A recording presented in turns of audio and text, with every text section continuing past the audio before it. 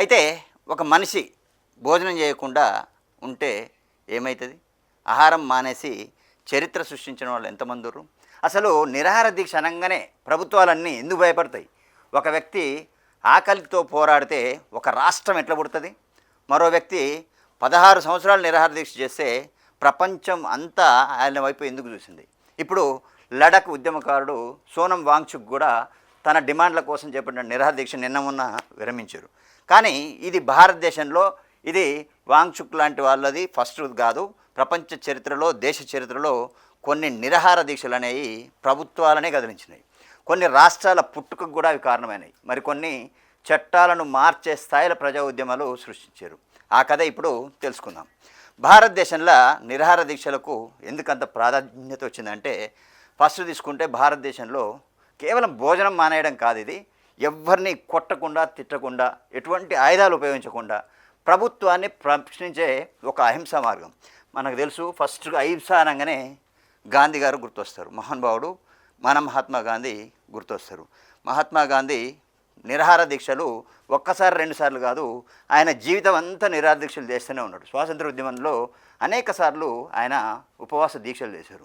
ఎప్పుడో ఒకసారి కార్మికుల కోసం, మరోసారి హిందూ ముస్లింల ఐక్యత కోసం, మరికొన్ని సందర్భాల్లో హింస ఆగాలని చెప్పేసి ఇట్లా ఆయన చాలాసార్లు నిరాహార దీక్ష చేసిండు. అయితే బ్రిటిష్ ప్రభుత్వమే కాదు, దేశ ప్రజలంతా కూడా ఆయన దీక్ష చేస్తే ఆందోళన చెందేవాళ్ళు. ఎందుకంటే గాంధీకి ఏదైనా జరగనందే జరిగితే దేశవ్యాప్తంగా అప్పుడున్న పరిస్థితులు మొత్తం కూడా తారుమారైపోతాయని అందరూ తెలుసు. అట్లా నిరాహార దీక్ష భారత రాజకీయాల్లోనే ఒక శక్తివంతమైన ఆయుధంగా మారింది. మనకు తెలుసు, పొట్టి శ్రీరాములు ప్రత్యేక ఆంధ్ర కోసం ఆయన ప్రాణాలు అర్పించిన త్యాగి. అప్పట్లో ప్రత్యేక రాష్ట్రం అంటూ లేదు తెలుగు ప్రజలకు.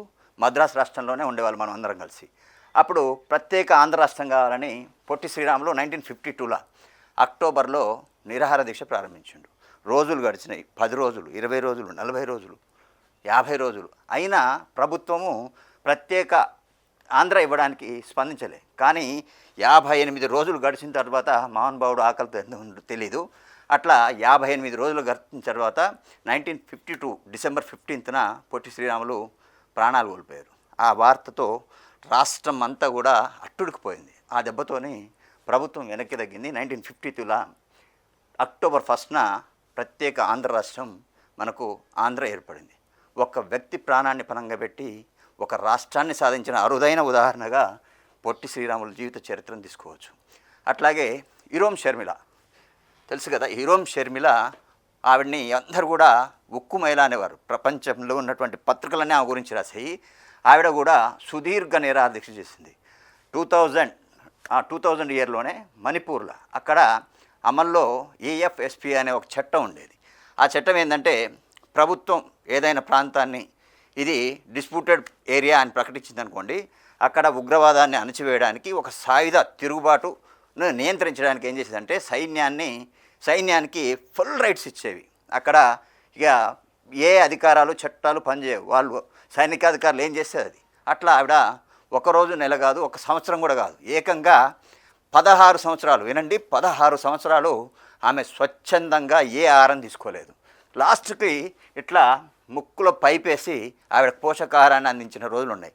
అసలు ఆవిడ గురించి ప్రపంచ మీడియా అసలు ఎంత పొగుడుతూ రాసేదంటే ఐరన్ లేడీ ఆఫ్ ద మణిపూర్గా ఆమెను వర్ణించింది. అయితే చట్టం అప్పటికి పూర్తిగా రద్దు చేయకపోయినా ఆమె పోరాటం మాత్రం ప్రపంచ సమస్యని, ఆ మణిపూర్ సమస్యని ప్రపంచ పత్రికల దృష్టికి కూడా తీసుకెళ్ళగలిగింది. అలాగే నెక్స్ట్ అన్నా హజారే, మనకు తెలుసు అందరికీ, దేశమంతా బలమైన అవినీతి ఆరోపణలతో, అప్పట్లో దేశమంతా అవినీతి ఆరోపణలతో ఉక్కిరిబిక్కిరయ్యే పరిస్థితి ఉండేది. అప్పట్లో ఆయన ఏం చేసిందంటే జన్లోక్పాల్ బిల్ అని తీసుకురావాలని 2011లో ఢిల్లీలో, ఇప్పుడు ఎక్కడైతే ఈయన చేసిండ్రో వాంగ్చుక్ చేసిన దగ్గరనే సేమ్ జంతర్ మంతర్లోనే ఆయన కూడా దీక్ష ప్రారంభించిండు. ఆయన డిమాండ్ ఒకటే, బలమైనటువంటి లోక్పాల్ చట్టం అనేది తీసుకురావాలి. ఆ ఉద్యమానికి లక్షలాది మంది అప్పట్లో మద్దతు ఇచ్చారు. వాళ్ళంతా దేశవ్యాప్తంగా ఆయనకు మద్దతు ఇస్తూ ర్యాలీలు జరిగినాయి. తర్వాత లోక్పాల్ చట్టం కూడా అమల్లోకి వచ్చింది. ఇక చూస్తే కేసీఆర్, మనకు తెలుసు, ఈ తరం వాళ్ళందరికీ తెలుసు, తెలంగాణ ఉద్యమాన్ని మలుపు తిప్పిన దీక్ష ప్రత్యేక తెలంగాణ ఉద్యమకారుడు. చాలా ఏళ్ళుగా ఉద్యమం కోసం తెలంగాణ కోసం ఉద్యమం సాగుతూనే ఉంది. చాలామంది డిమాండ్లు నిరసనలు వినిపించారు.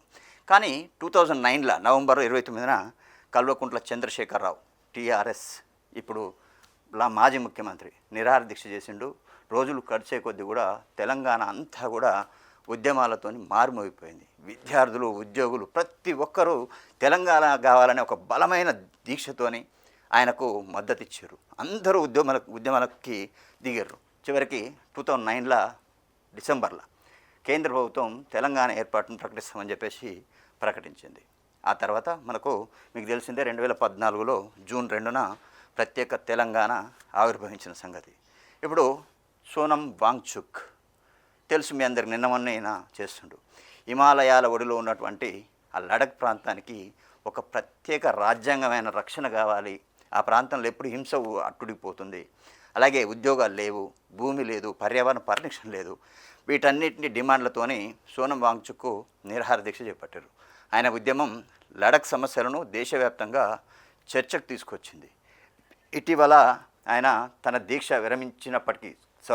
విరమింపజేసినప్పటికీ తాను లేవనెత్తిన ప్రశ్నలు మాత్రం ఇంకా చర్చలోనే ఉన్నాయి.